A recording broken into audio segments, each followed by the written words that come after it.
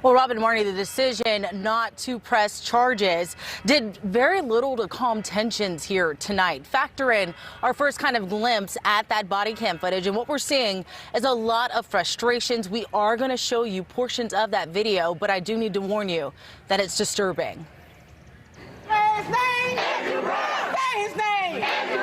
Tonight in Elizabeth City, protesters back in the streets hours after the local prosecutor announced the deputies who shot and killed Andrew Brown Jr.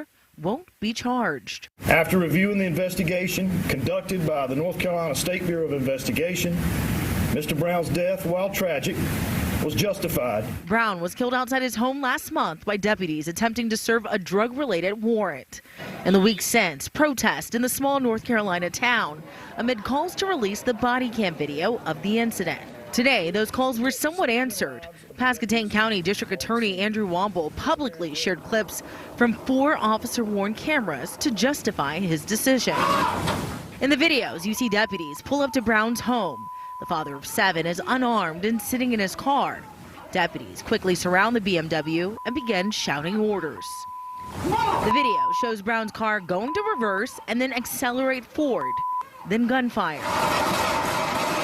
Womble says what's seen in the clips serve as proof Brown was driving towards officers when they opened fire. I find that the facts of this case clearly illustrate the officers who used deadly force on Andrew Brown Jr.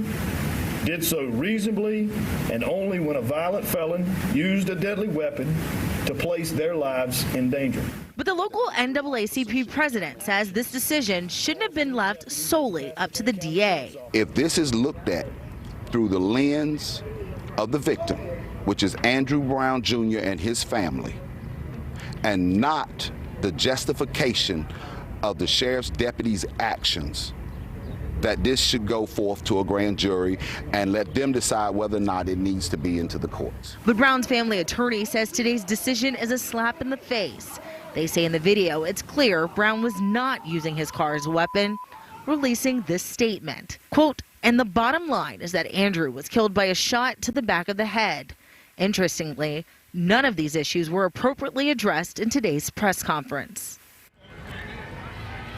And we've also learned that the remaining 3 officers have been reinstated to the force, but the local sheriff added that they will be disciplined and retrained. And then there's also a FBI civil rights investigation into this incident. North Carolina's governor tweeting that he's hoping that the feds thoroughly investigate this case. So even with today's decision, there's still a lot going on here. Reporting in Elizabeth City, Janelle Ford, NewsNation.